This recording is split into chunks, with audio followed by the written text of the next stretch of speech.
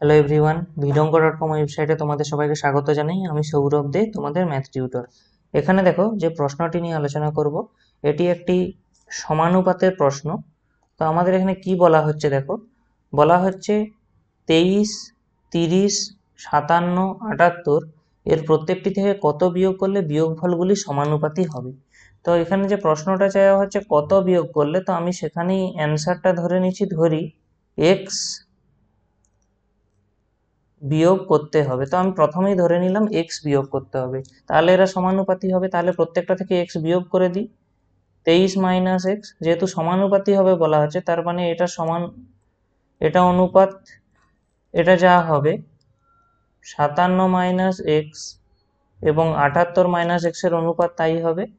তাহলে আমরা একে কি লিখতে পারি, 23 minus x by 30 minus x equal to 57 minus x by 78 minus x. স্বাভাবিকভাবেই কোনাকুনি গুণ হবে, তাহলে আসবে কত, 23 minus x into 78 minus x equal to 57 minus x into 30 minus x.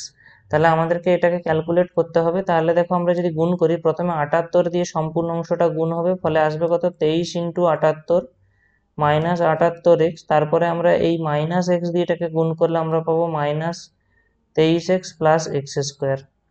ডান দিকে আমাদের কত আসবে, একইভাবে 57 into 30 minus 30 x minus 57 x plus x square.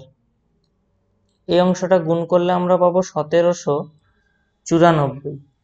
ঠিক আছে, এই অংশটা ক্যালকুলেট করলে আমরা কত পাবো, minus 101 x plus x square equal to, এই অংশটা ক্যালকুলেট করলে আমরা কত পাবো, 1710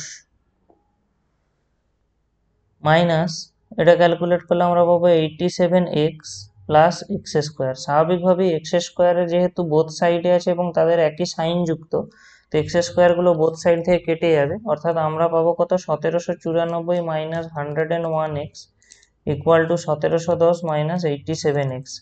তো আমি এই 101 এক্সটাকে এদিকে এবং এই 1710কে এদিকে আনছি, তাহলে আমরা কত পাচ্ছি, 101 x minus 87 x equal two 1794 minus 1710।